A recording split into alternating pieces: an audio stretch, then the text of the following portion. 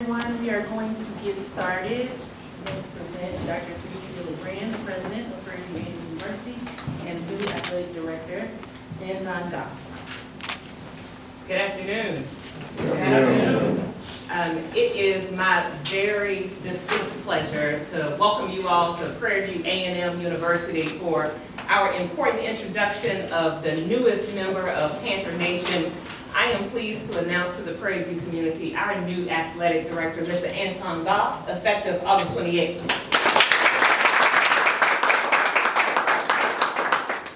You know, after an extensive national search for this position, I must tell you, Anton Goff stood out.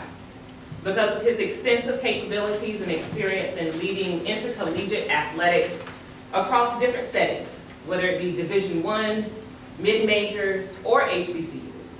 His values stood out because he has a values-based approach that mirrors the values we have here at Prairie.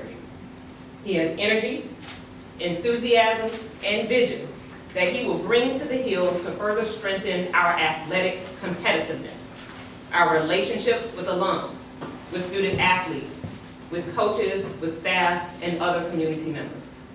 He's a seasoned administrator with over 25 years of experience in athletic administration. He served as Director of Athletics at St. John's University, the University of Hartford, and Bowie State University in Maryland, increasing fundraising efforts, energizing fan bases, increasing student athletic performance. We are pleased to welcome Anton from Illinois right now to Prairie View. Join me in welcoming our new athletic director.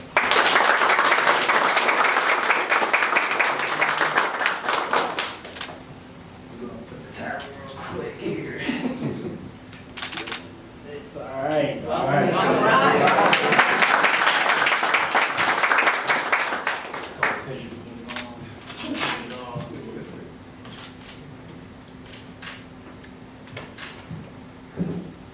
First of all, I want to thank President LeGrand for that great introduction. I don't know who she was talking about, but hopefully it was me. You know, to leave someplace and to go someplace, a lot of things have to happen.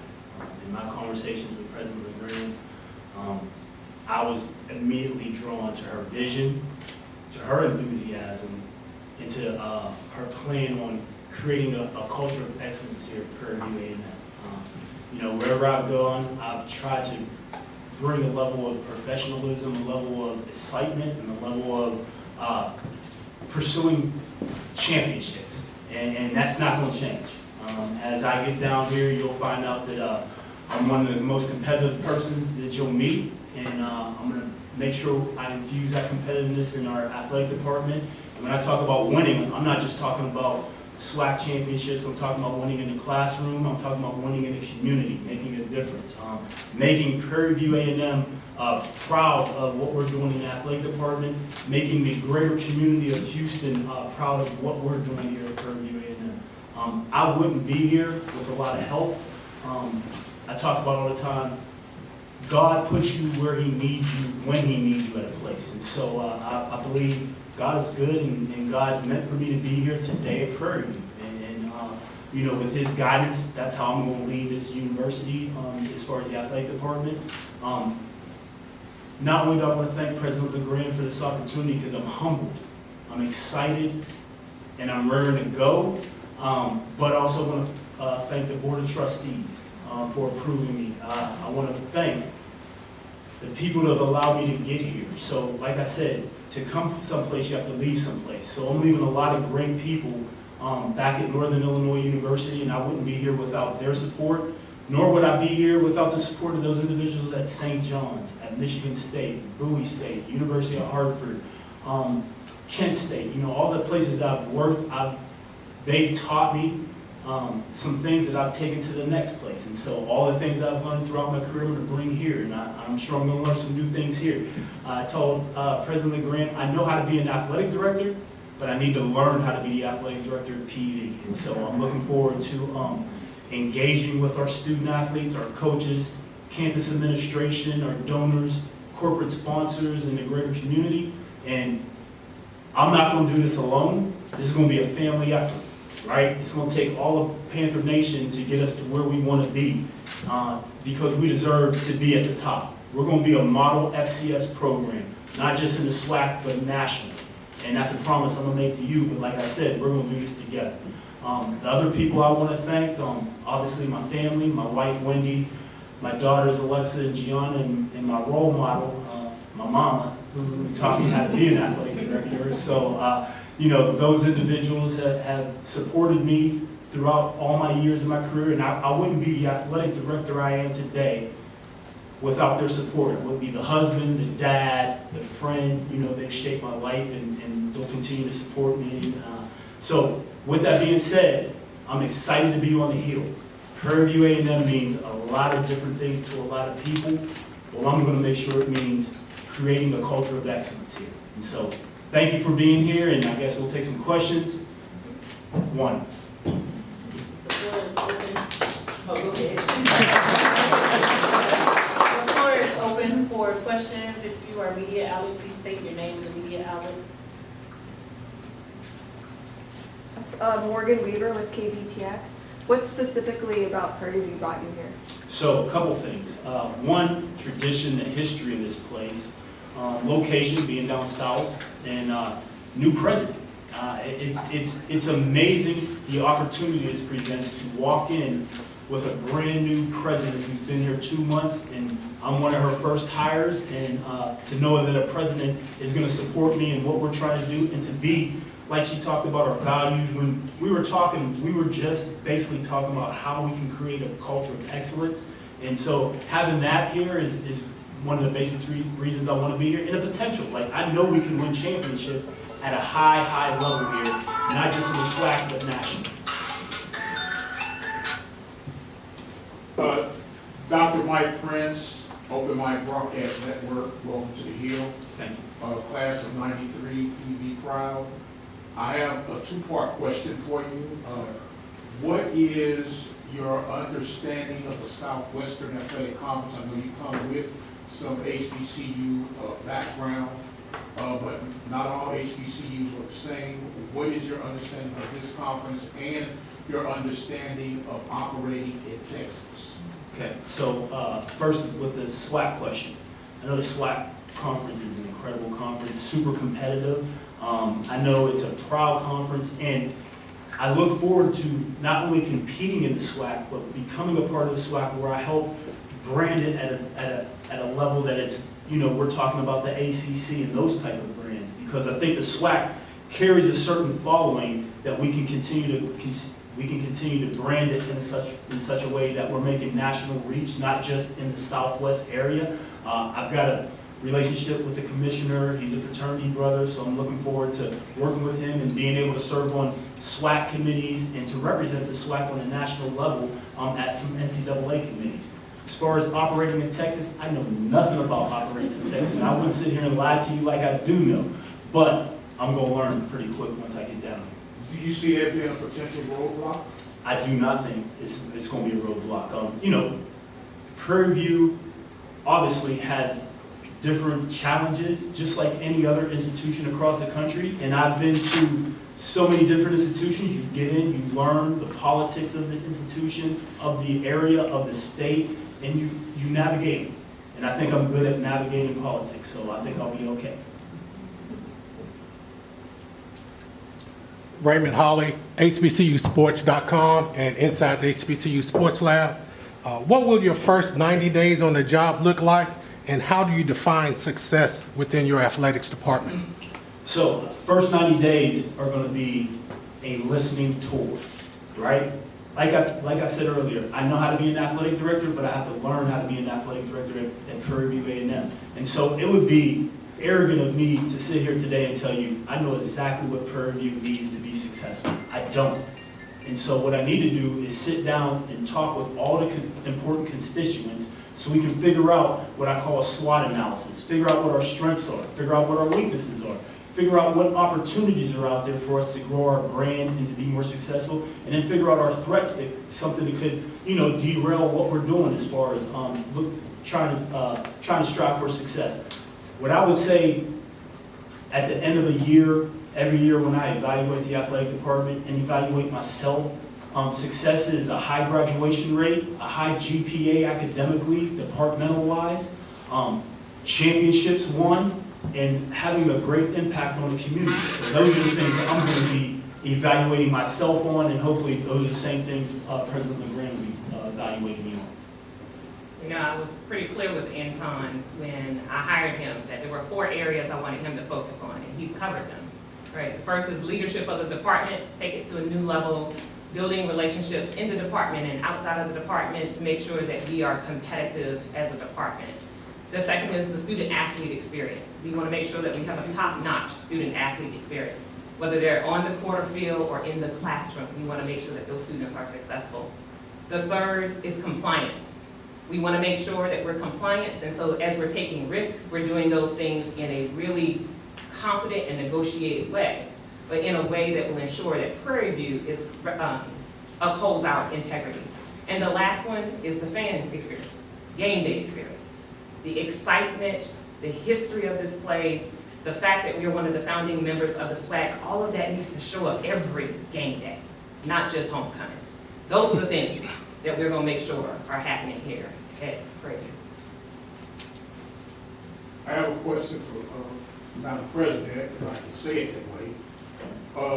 Throughout the recent history of Prairie View, there's been a revolving door with athletic leadership. And my question to you is, from outside looking in, it appears, and I use that word very loosely, that whomever has been in the athletic director's chair has been handcuffed. Will the cuffs be released, and is going to be full autonomy for Mr. Goff to do what he would deem necessary for the overall productivity of this athletic program? So I'll provide you an answer, probably using some different words than full autonomy, right? But I'll tell you, one of the ways that I lead is to be very clear about the expectations, to be very clear about the goals, and then to allow that leader to go in and to assess that organization, to come back to me and tell me what the needs are. And we will look at those needs based upon the resources we have, flexibility we have, policies that exist, and find the strategies that will give us the best bang for our resources, because it has to be a return on investment.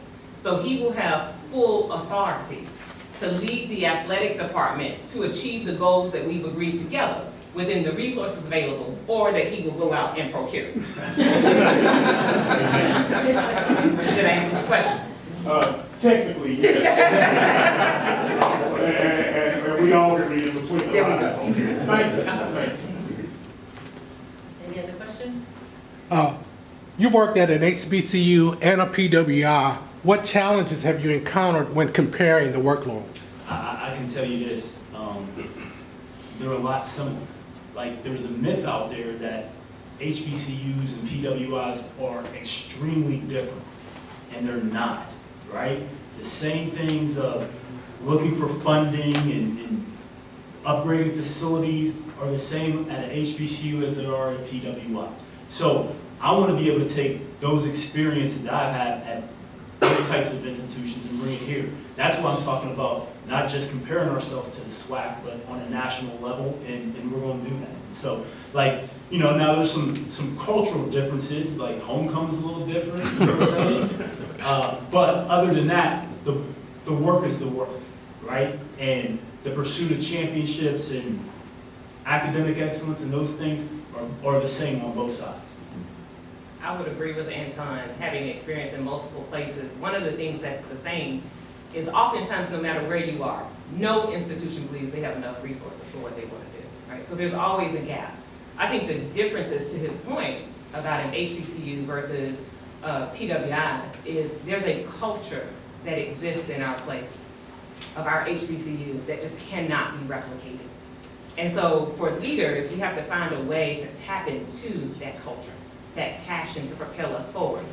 The differences are also how we advocate for funds, right? How we tell our story, how we brand our institution to garner new friends and investments. So there are challenges that are unique to the HBCUs, but I think there are lessons to be learned to leverage our assets to make sure that others see us as places to invest their resources in to help us achieve what we're trying to achieve.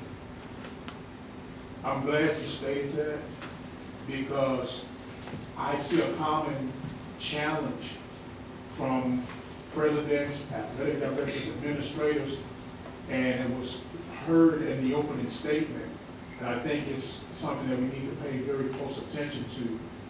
This is not Houston, Texas.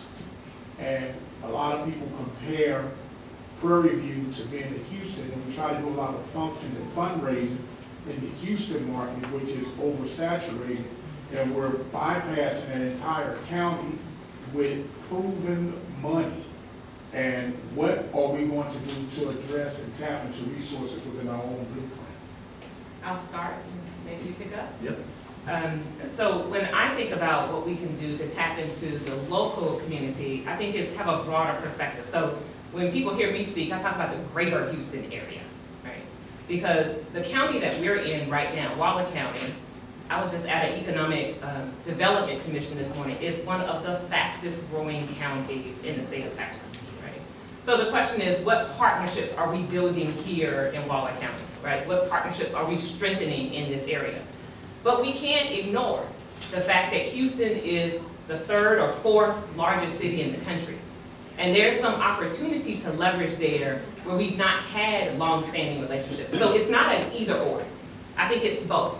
And trying to figure out what is the strategy to make sure that we are garnering new friends and deepening relationships to make sure that not just athletics, but that Prairie View A&M University is being supported because people see it as a value add to the community, to the region, and to the state. That's our biggest effort. Yeah, I mean, I echo everything President LeGrand just said, but like, for me, I'm not gonna bypass anybody. Like, I need as many allies as I can get. Fundraising is fundraising, right? And whether you're talking about Waller County, whether you're talking about Harris County, whether you're talking about downtown Houston, or whether you're talking about Dallas or anywhere else in the state of Texas, like, we're gonna go out there, we've gotta be seen, we've gotta be heard, and we've gotta go to sometimes where our people are. We've got pockets of alums all the way out in LA. Like, we need to be out in LA, making sure our brand is known out there on the West Coast, not just here in, this area. And so we're gonna hit all of that. No, I understand that, but there's also an old saying that charity begins at home, and you can't go above and beyond and don't tap into your very own blueprint. And I understand all of that, the necessity of that. But if you look at it as a board game, you're bypassing direct connections, and then when it doesn't work, we come back, and by that time the door is shut. Well, I think, to your point about starting at home, when I say community, I mean our local community, right? Prairie View contributes to the local economy in significant ways. What was the figure this morning? $177 million to Waller County. Prairie View brings in economic development. Yes. So there's an opportunity here, right? We have partnerships that exist. They need to be deepened. They need to be broadened. But I continue to say it's not either or, right? We have to do both, right? And we have to do both simultaneously. I don't know that one precedes the other, but we have to put that level of effort into both. And not only do we have to do both, we have to do it well. Going back to the funding, in the realm of collegiate sports, the acquisition of NIL resources are crucial to maintaining competitiveness. What success have you had in the arena, and what approach would you take as AD to help PV obtain NIL support? So at Northern Illinois University, we have Open Doors, which is a monitoring system about NIL. Like, up there in Illinois, we cannot do NIL deals.